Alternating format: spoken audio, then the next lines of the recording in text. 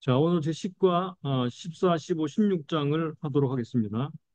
아까도 말씀드렸는데 우리가 제일 먼저 생각해야 되는 중요한 질문은 힘의 근원과 만족의 근원이 같은가 다른가라는 질문을 먼저 해야 될 것 같습니다. 하나님을 힘의 근원으로 믿는 사람들은 만족의 근원도 하나님이어야 됩니다. 하나님만이 나의 만족이라고 말을 할 수 있는 사람이 힘이 하나님께로부터 힘을 얻을 수가 있다는 사실을 알 수 있습니다. 자, 우리는 이제 삼손 이야기를 이어갈 텐데요. 자, 14장 3절에 내가 그 여자를 좋아하오니 그랬죠. 여기 좋아한다라는 말이 나오는데 이 좋아한다라는 말은 여기 14장 3절과 7절, 6절, 21장 25절 이렇게 나오거든요. 근데 요 말은 여기 야시아르라는 말입니다. 이 야시아르라는 말은 보통 우리가 좋다, 용모가 아름답다라고 할 때는 토브라는 말을 쓰는데 여기서 이 말은 용모가 아름답다라는 말이 아니에요. 올바른 그리고 적법한이라는 뜻입니다. 그러니까 이 말은 그 사사시대 때 자기가 보기에 좋은 대로 행했다라는 걸 의미합니다. 삼손도 역시 그 당시의 사람들처럼 그 당시 시대 정신이었던 자기가 보기에 좋은 대로 행하는 그런 사람이었다라고 할 수가 있죠. 이 단어가 그런 것들을 시사해 주고 있다는 말입니다. 삼손도 어쩔 수 없이 그 당대 사람들처럼 그렇게 자기 마음대로 자기가 보은 대로 보기에 좋은 대로 선택하는 그런 사람이었습니다. 자, 14장에 나오는 삼손의 결혼식을 볼까요? 결혼식에 결혼식을 통해서 볼 수 있는 것은 이 블레셋 사람과 어떻게 지내는가 하는 것인데요. 친하게 지냈죠, 그죠? 왜냐하면 서로 통혼하고 살았으니까요. 하나님의 뜻은 아니었습니다. 그 다음에 14장 4절을 해석해야 되는데 14장 4절 이때 블레셋 사람이 이스라엘을 관할한 거로 그러게 됐죠. 관할한 거로 삼손이 틈을 타서라고 되어 있는데 요 삼손이라는 단어가 없고 그 대신에 이 삼손은 후라고 하는 히브리어, 영어로는 히라는 말입니다. 그라는 말인데 그가 틈을 타서라는 말로 되어 있거든요. 요 그가 누구냐 하는 말이거든요. 그러면 삼손이냐, 삼손이 틈을 타서냐, 아니면 하나님이 틈을 타서냐, 하나님이 틈을 타서 블레셋 사람을 치려고 이렇게 일을 벌였느냐 하는 것인데 개역판과 개정판은 삼손이라고 번역을 했고요. 나머지 대부분의 성경들은요, 표준 세번역도 그렇고, 공동 번역, 뉴 킹 제임스 버전, NASB, 그리고 NIV, 그 다음에 세번역, 현대인어 성경, 이런 모든 성경들은 전부 다, 이것을 히를 하나님이라고 번역을 했습니다. 그래서 하나님이, 틈을 타서 블레셋을 치려고 하였다라고 그렇게 번역을 했으니까 그거를 참고하셔서 아무래도 많은 쪽을 따라가는 게 더 정확하겠죠, 그죠? 개역 성경은 그렇게 되어 있습니다. 자, 그리고 4번으로 넘어가겠습니다. 4번. 14장 4절과 15장 11절 여기에 나오는 블레셋이 이스라엘을 관할하다라는 말이 나오는데 이 관할하다라는 말은요. 히브리어로 여기 마샬이라는 뜻입니다. 마샬. 이 말은 예, 다스리다 또는 통치하다라는 말인데요. 그러니까 하나님이 그들을 다스려야 되는데 그렇죠? 이거 통치라는 말입니다. 대신에 블레셋 사람들이 그들을 다스렸어요. 요게 그 당시의 상황이었다는 말이에요. 자, 이게 심각하죠, 그죠? 하나님 백성이 하나님께 다스림 받지 않고 블레셋의 다스림 받고 블레셋 사람들이 섬기는 우상들을 섬기면서 그렇게 살고 있었다라는 말입니다. 자, 그러자 하나님께서 이제 삼손을 통해서 구원하기 시작하시는데 5번을 보겠습니다. 자, 이상의 연구를 종합을 해보면요.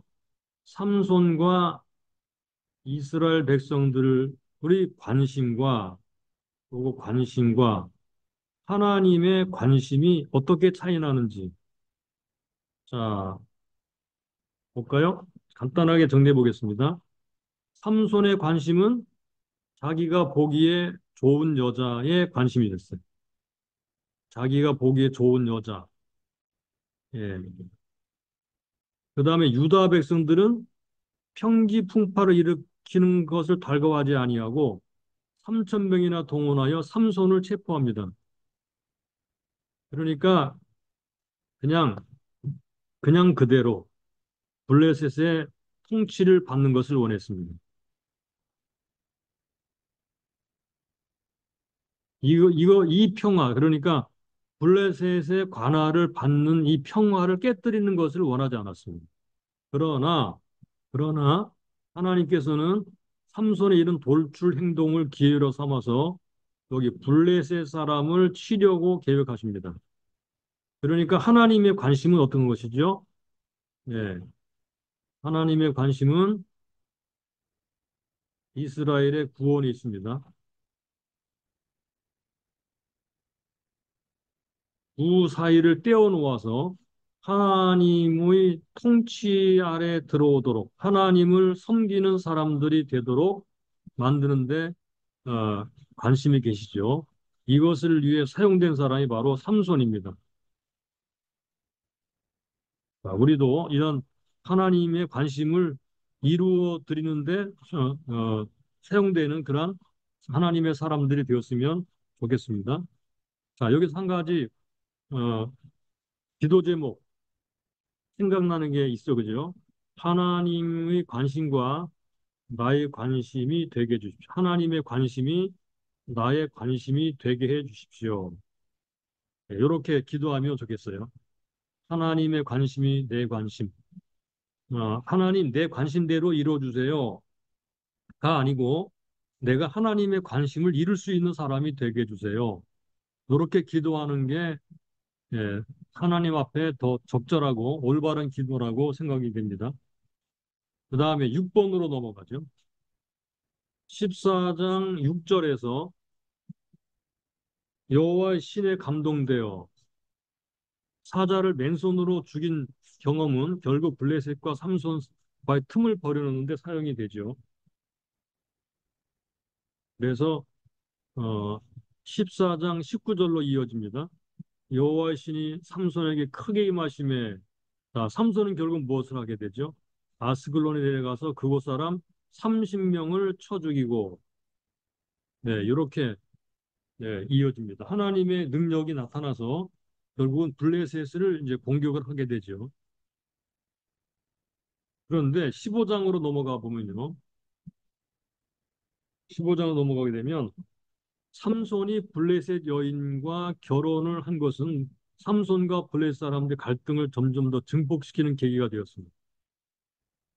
그래서 15장 16, 17절로 보게 되면 아, 거기에 놀라운 일들이 벌어지게 되는데 15장 16, 17절을 볼까요? 15절을 보면요. 삼손이 나귀의 새 턱뼈를 보고 손을 내밀어 취하고 그것으로 1천 명을 죽였다 그랬어요. 그리고는 이제 16, 17절에 그가 고백한 것이 나오죠. 나귀 턱뼈로 한 더미, 두 더미를 쌓았으며 나귀 턱뼈로 내가 1천 명을 죽였도다. 아, 이렇게 고백을 하죠. 자, 우리는 여기서 한 가지 정리를 하고 넘어가면 좋겠습니다. 15장 14절부터 17절까지 해서 여호와의 권능이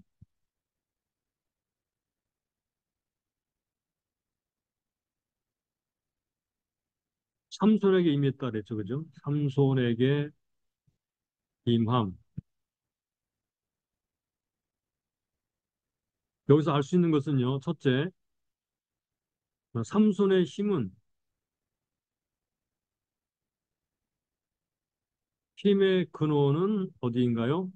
네, 하나님이시다.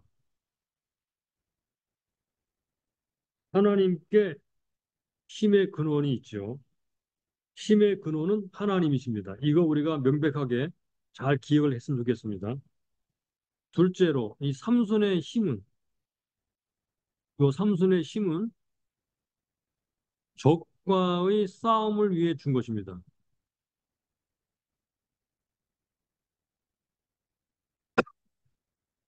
적과의 싸움을 위해, 형제와의 싸움을 위해 준 것이 아니죠.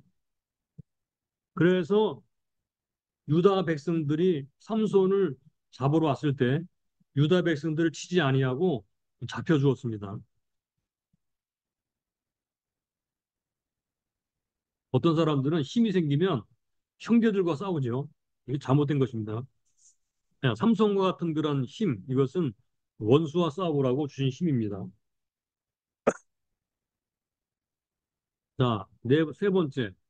이런 하나님의 힘은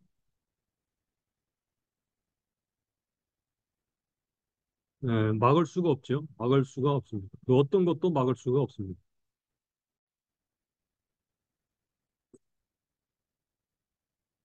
네, 전능하신 하나님의 힘입니다.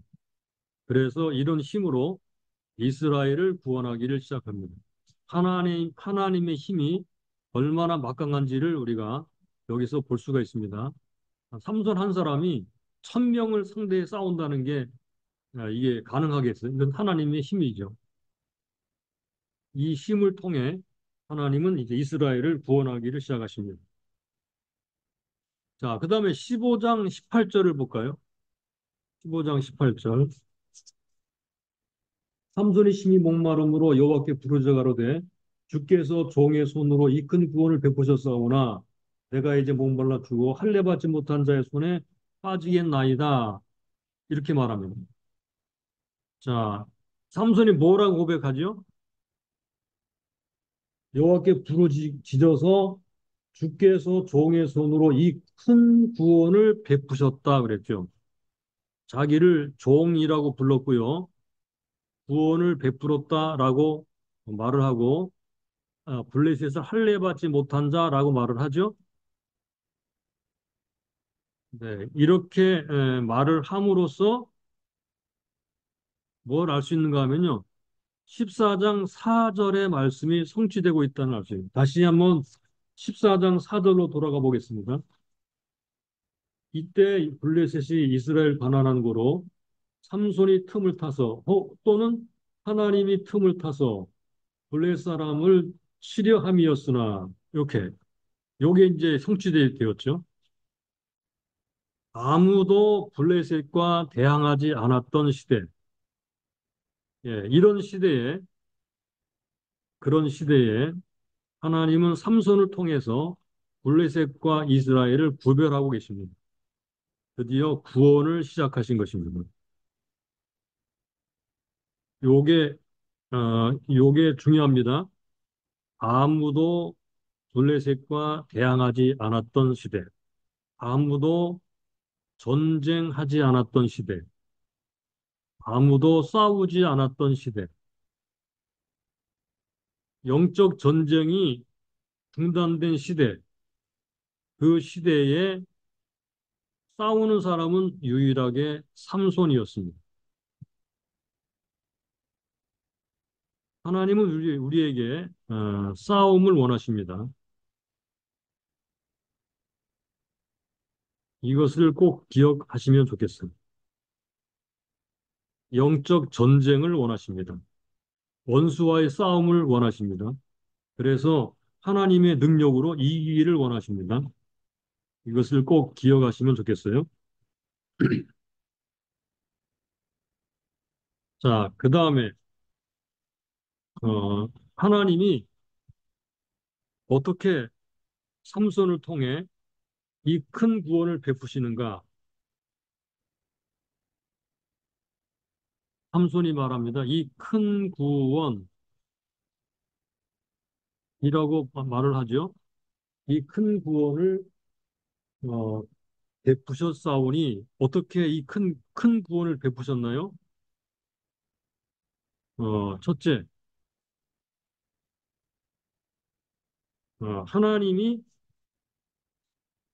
하나님이 시작하신 것입니다. 그죠? 하나님이 이스라엘이 아무도 싸우지 않을 때 삼손의 부모들이 나타나서 삼손을 보내심으로 이 싸움의 시작을 이제 하신 거예요. 그리고 두 번째, 이 큰 구원은 어떻게 이루게 되시나요? 그의 종을 통해, 예, 삼손을 통해 이루시죠. 우리는 구원의 전쟁에서 하나님의 종이 되어야 될 필요가 있습니다. 세 번째, 특별히 어떻게 이루시는가요? 예, 그의 종의 부르짖음을 통해서,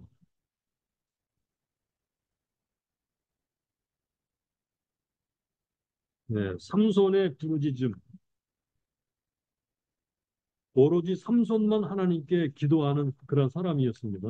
예, 삼손의 부르짖음을 통해서 오늘날도 이렇게 종들의 부르짖음을 통해서 하나님이 일을 하시고 구원을 이루어내신다는 사실입니다. 자, 그다음에 이 모든 것이 다 그래서 이 모든 것이 다 하나님의 은혜입니다. 하나님의 은혜. 우리 기억하시죠? 자, 넘어가서 9번으로 가보겠습니다. 라맛 네히라는 말은요. 여기 라맛 네이라는 말이 나오죠. 17절에 요 라맛 네이라는 말은 턱뼈의 산이라는 이름과 이름이 나오고요. 또 에낙고레라는 말이 나오죠. 부르짖는 자의 샘이라는 뜻입니다. 그래서 이 이름을 통해서 이 구원의 사건을 주관하고 계신 이가 누구냐, 누가 영광을 받느냐 하는 것인데요. 삼손이냐, 하나님이냐? 예, 하나님이죠, 당연히. 사건을 주관하시고 영광을 받으시죠. 결국은 하나님이 주신 샘물로 인해 그가 살지요. 그래서 이 샘물을 보면서 여기 보니까 이 샘이 레이에 오늘까지 있었다라는 기록이 나오잖아요. 그래서 이 샘물을 보면서 사람들은 기억을 했을 거예요. 뭘 기억을 했을까요? 네, 하나님이 주신 샘물, 하나님이 여전히 구원자, 삼손을 통해서 구원하시고 삼손을 구원하신 구원자라는 그러한 것을 기억을 했을 것입니다. 그러니까 무슨 말인가요? 자, 요거를 이렇게도 표현할 수 있을 거예요. 하나님은 부르짖는 자에게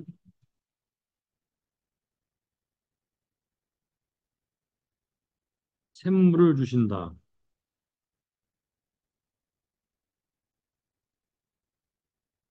부르짖는 자에게 구원의 샘물을 주신다.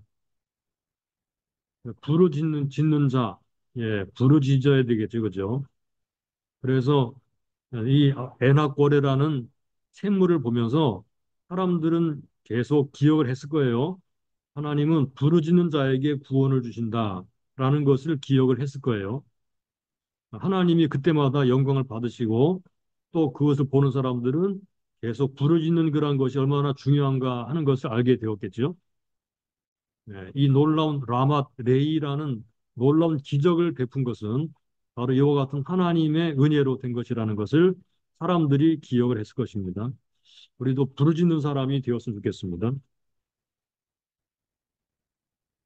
자, 그 다음에 이어 나오는 내용들은요, 간단하게 처리를 하죠.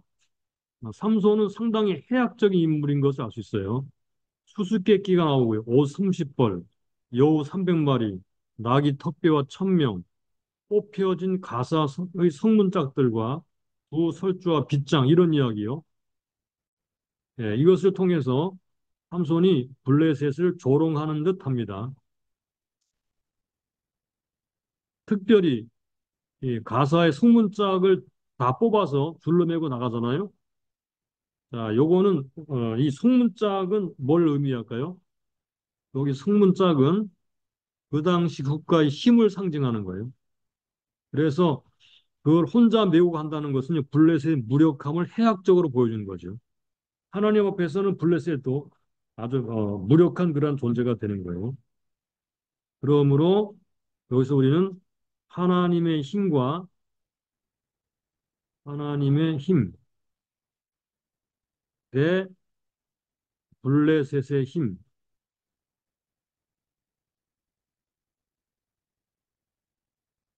자, 이 두 힘이 부딪히잖아요. 그죠? 그런데 어, 하나님의 힘이 블레셋의 힘을 압도합니다.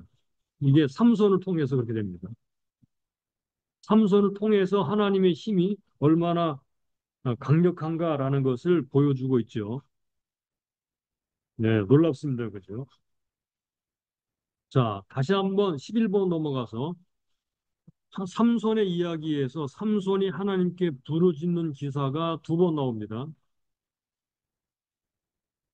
자, 언제 그것이 나오나요? 어, 첫째는 15장 18절, 1000명을 죽이고 나서 부르짖고요. 16장 28절, 마지막 죽을 때 하나님께 부르짖죠. 굉장히 상징적입니다. 그죠? 그러니까 다시 말하면 위기 때마다 부르짖어요. 어, 삼손은 위기 때마다 부르짖어요. 하나님께 부르짖는 사람이 없던 시대에 유일하게 부르짖는 사람은 바로 삼손이었습니다. 그러므로 위기 때마다 부르짖었던 이스라엘과 상당히 흡사하죠, 그죠? 이스라엘은 부르짖지 않지만 이번 위기에서는요. 그런데 블레셋과 대항하는 삼손만 부르짖습니다. 하나님은 그 부르짖음에 역시 응답을 하십니다. 그래서 삼손은 이스라엘의 특성을 잘 드러내는 그런 사람으로 나타나고 있죠. 자, 넘어가겠습니다. 이제 13번으로 가보겠습니다. 16장 4절을 보면요. 드디어 삼손의 큰 힘이 무엇인지 궁금해지기 시작했습니다. 삼손의 힘의 근원. 삼손의 힘의 근원은 지금까지 우리가 쭉 보아왔듯이 예, 하나님이시죠. 자, 여기를 보면 13장 25절, 14장 6절, 19절, 15장 14절, 18절, 19절, 16장 17시 20절, 28절, 30절. 자, 이 모든 곳에서 하나님이 힘의 근원이다라는 것을 알 수 있습니다.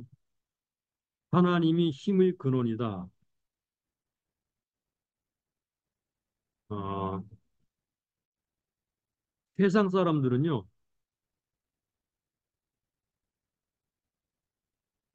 무엇이 궁금한지 아시겠습니까? 세상 사람들은 믿는 사람들이, 그리스도인들이 세상에서 다른 사람들과 전혀 다른 방식으로 살아가지만 능력 있게 살아가는 것에 대해서 상당히 궁금해합니다. 세상 사람들은 어, 성도들의 또는 예수 그리스도의 제자들의 어, 제자들의 힘의 근원을 알고 싶어 합니다. 옛날 블레셋 사람들이 삼손의 힘의 근원을 알고 싶어 했던 것처럼 오늘날 불신자들은 믿는 사람들의 힘의 근원이 무엇인지, 어떻게 저 사람들이 그렇게 살아가고 있는지, 어떻게 저 사람들은 뭐 돈도 많은 것 같지 않고 뭔가 권력도 없는 것 같고 그냥 평범한 사람인데 어떻게 저렇게 놀랍게 살아갈까? 어떻게 저렇게 멋있게 깨끗하고 사랑하면서 그리고 아주 당당하게 힘있게 살아갈까 하는 것에 관심이 있고 궁금해한다는 사실이에요. 둘레 사람들이 삼손에게서 그 힘의 근원을 알아내기를 원했던 것처럼 불신자들도 그런 궁금증을 가지고 사람들에게 물어보죠. 당신들 어떻게 그렇게 살 수 있습니까? 이렇게 물어봅니다.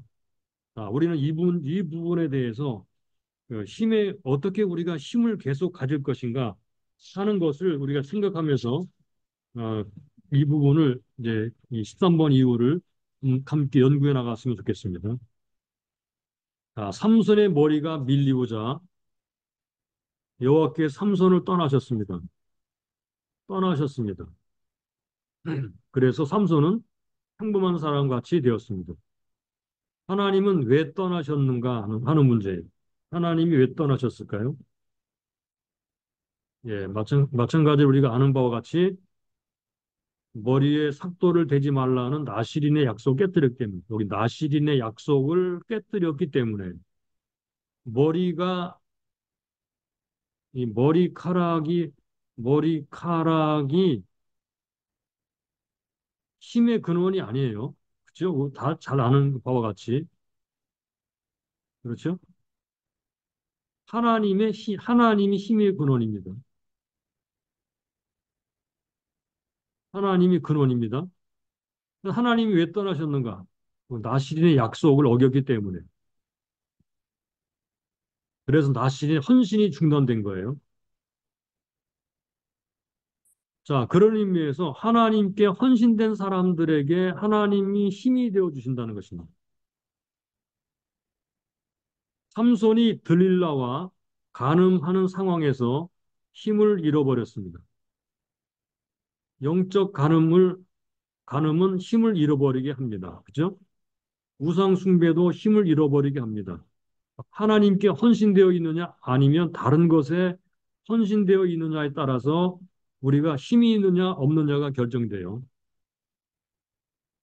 요거를 기억해 두시면 좋겠습니다. 누구에게 헌신되어 있느냐,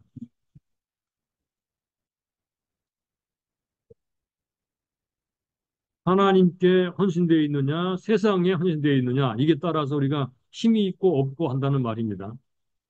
삼손의 이 힘 이야기는 그런 것들 우리에게 잘 알려주고 있습니다.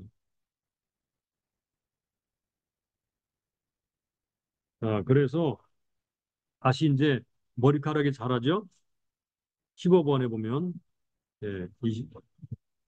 삼손의 머리털이 다시 자라기 시작했다. 이것은 삼손의 재헌신된 모습을 보여주는 것입니다.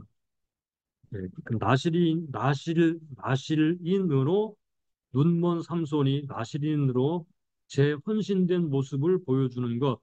이게 바로 머리카락이 자란다 라는 것으로 통해서 보여주는 그런 말씀이에요. 삼손은 육신의 눈이 멀고 영적 눈이 뜬 것 같기도 합니다. 그죠? 육신의 눈이 멀어지자 영적 눈이 떴습니다. 그는 이제 자신의 목숨과 원수의 목숨과 바꾸죠. 첫째는 30명, 그 다음에 1000명, 3000명의 숫자로 늘어나서 결국은 죽을 때 죽인 사람이 살아있을 때 죽인 사람보다 훨씬 많은 놀라운 최후의 헌신을 하나님께 드리죠. 자, 여기서 우리가 기억하고 넘어갈 중요한 어, 진리가 하나 있습니다. 여러분들에게 힘의 비밀은 무엇입니까? 여러분들은 힘의 비밀을 간직하고 있습니까? 힘의 비밀을 간직하라라는 말입니다. 16장 17절. 자, 힘의 비밀은 어디서 오는가요? 네. 삼손이 그러했듯이 하나님과의 바른 관계에서 옵니다.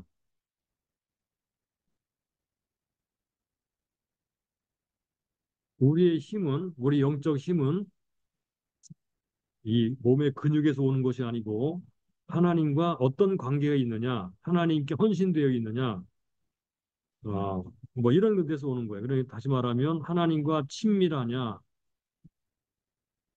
하나님께 충성하느냐, 하나님께 헌신하느냐, 하나님을 믿고 신뢰하느냐,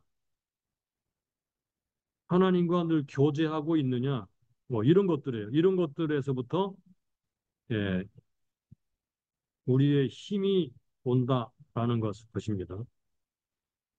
여러분들도 이런 것들을 하고 계시다면 여러분 나름대로 하나님이 주시는 힘의 비밀을 가지고 있을 거라고 생각이 됩니다. 자, 그런데 삼손은 하나님이 떠난 줄을 몰랐습니다. 우리가 여기서도 중요한 교훈을 알아야 할 것입니다. 16장 20절. 하나님이 떠난 줄 몰랐다. 다시 말하면 하나님이 떠난 줄 모르고 사는 그리스도인들. 그렇죠. 무섭죠. 그죠? 하나님이 떠난 줄 모르고 사는 그리스도인들이요. 이게 상당히 많은 것 같아요. 하나님이 떠난 줄 모르고 사는 것이 얼마나 비극적인 것인가. 또는 영적인 잠을 자는 사람. 그냥 명목상의 그리스도인들.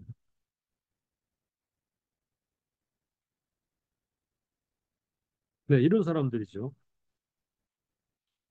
하나님이 떠난 줄도 모르고 자기는 여전히 똑같이 힘이 있다고 삼손처럼 그렇게 생각하는 사람들. 예, 이런 사람들이 되지 않도록 우리는 늘 우리 자신을 돌아보고 하나님과의 바른 관계를 유지하도록 힘써야 될 줄로 믿습니다.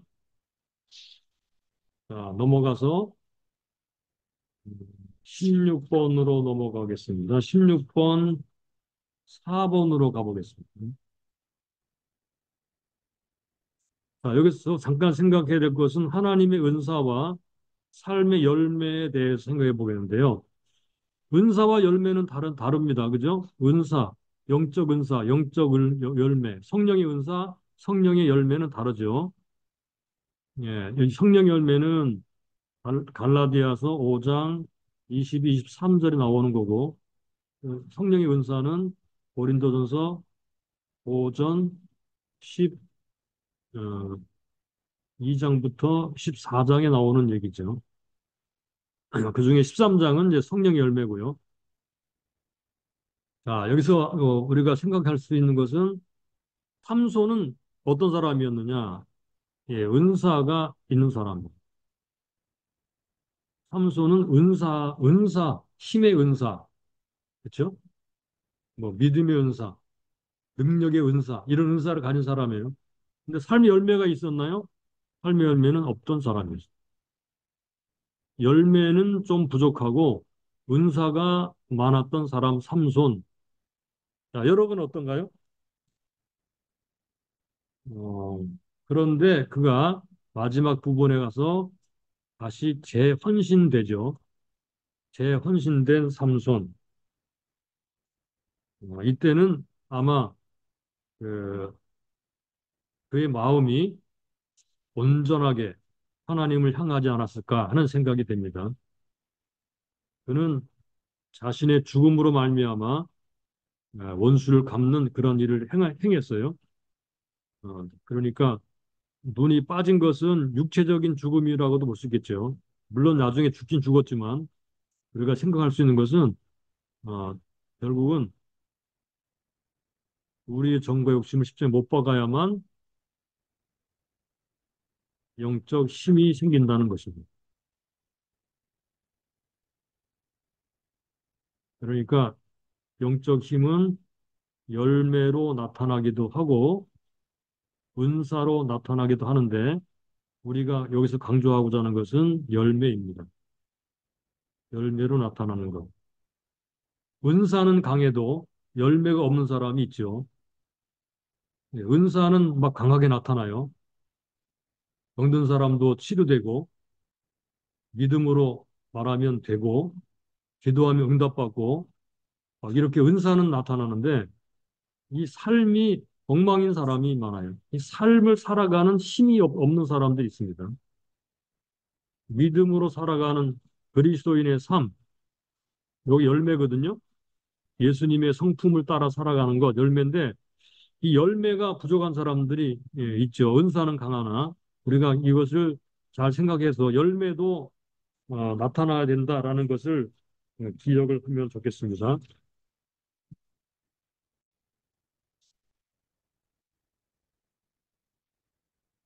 이제 어, 정리를 하도록 하겠습니다. 나머지 부분은 이제 여러 가지로 뭐 질문하고 또 나시린도 좀 더 연구하도록 되어 있는 부분이니까 여러분들 읽어보시면 될 것 같고요. 나시린 같은 것은 다시 또 연구하는 거니까 읽어보기로 하고요. 우리 힘의 원리에 대해서 잠깐 정리하고 마무리를 짓도록 하겠습니다.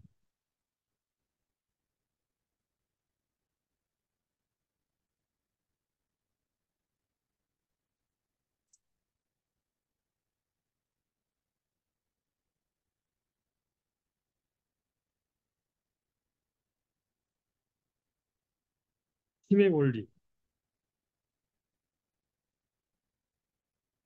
자, 우리가 어, 마귀의 힘이 우리에게 강하게 나타나게 되려면 마귀는 어떤 때 우리에게 힘을 어떤 것을 통해 마귀의 힘이 들어오나요? 요거는 죄가 있을 때 죄를 지으면 마귀의 힘이 강해집니다. 마귀가 힘을 얻게 됩니다.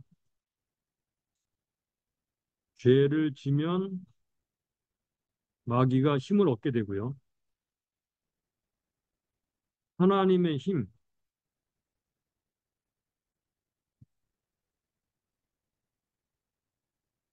하나님 우리에게 힘을 주시고 하나님의 힘이 강하게 역사하게 하려면 뭐가 될까요? 이 부분에. 어떻게 해야지 하나님의 힘으로 강하게 될까요? 하나님의 힘이 우리 안에 들어오나요? 하나님의 힘으로 강하게 되나요? 죄를 지으면 마귀가 힘을 얻고 우리가 어떻게 하게 되면 하나님이 힘을 얻고 우리가 강하게 될까요? 네, 요 답은 거룩입니다.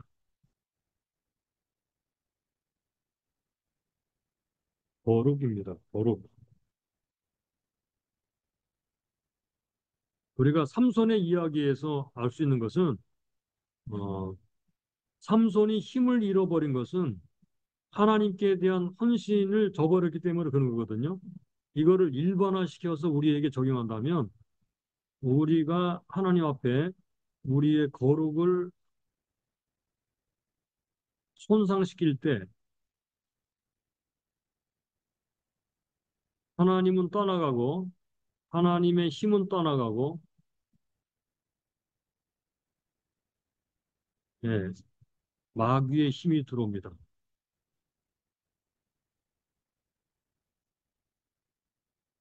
즉 어떻게 되나요? 요거는 죄를 짓는 무기력한 사람이 되죠. 그러므로 이 거룩하게 산다는 것은 그리스도인을 그리스도인답게 강하게 살아가게 하는 것을 말하는 것이기 때문에 거룩을 잊지 않도록 해야 될 것입니다. 거룩. 하나님의 힘은 거룩에서 온다. 양심이 깨끗하고 삶이 깨끗하고 하나님 말씀 우리 안에 온전히 실현되고 우리가 하나님 앞에 성도 또는 성령 이렇게 성자가 붙은 것처럼 거룩하게 될 때 우리 안에 하나님께서 힘을 주시고 하나님 우리 안에 거하시고 하나님의 힘이 우리 안에 강력하게 나타나게 되는 거거든요. 그럴 때 이제 마귀와의 싸움에서 이기게 되죠. 그런데 그것이 반대로 되게 되면 마귀가 강하게 되고 죄가 자꾸만 나에게 들어오게 되고 하나님이 점점 멀어지게 되고 이렇게 되는 것입니다. 그러므로 거룩하지 못한 사람들은 예, 다시 삼손처럼 하나님께 재헌신하면 됩니다. 자신의 거룩을 회복하면 됩니다. 회개하고 다시 하나님께 헌신된 성도, 거룩한 사람, 하나님의 거룩한 사람이 될 때 하나님이 우리 안에 힘과 능력을 주시고 믿음으로 살아갈 그러한 능력 있는 하나님의 사람이 되게 되는 거죠. 이렇게 해서 그 은사가 나타나고 열매가 나타나는 사람이 요게 정상입니다. 정상적인 그리스도인. 은사만 있는데 열매는 없으면 이거는 비정상이죠. 은사도 있고 열매도 있는 게 정상입니다. 은사는 하나님이 특별하게 주어지는 것이기 때문에 열매는 있지만 은사는 없는 사람이 있어요. 이런 사람, 이것은 뭐 그럴 수 있지만, 그러나 은사는 있으면서 은사가 전부 다인 줄 알고 열매가 없게 살아가는 사람들은 다른 사람들이 속임을 당할 수가 있어요. 아, 저 사람은 능력 있어. 저 사람은 하나님의 사람이야. 아, 저 사람은 은사가 대단해. 아, 저 사람이 말하는 것은 다 맞아. 이렇게 된다면 이게 하나님이 보시는 것보다 훨씬 크게 보이는 거고 사람들은 거기에 속임을 당해서 이렇게 따라가다 보면 결국은 사단이 사단의 속임수에 걸려듭니다. 예, 결국은 망하는 길로 가는 것입니다. 그런 의미에서 열매가 굉장히 중요하다. 은사도 중요하지만 열매가 굉장히 중요하다. 이 열매, 특별히 열매는 이 거룩한 성도가 될 때 맺혀지게 되는 것이고, 그때 거룩하게 되면 열매를 맺게 하시는 그런 힘이 그리스도인에게 임하게 된다는 것입니다. 거룩이 굉장히 중요합니다. 하나님께 자신을 거룩하게 헌신하는 사람, 이런 사람들이 열매를 맺게 되고 은사를 사용하게 되면 진짜 금상첨화죠. 예, 그렇게 되게 되기를 예수님의 이름으로 축복합니다.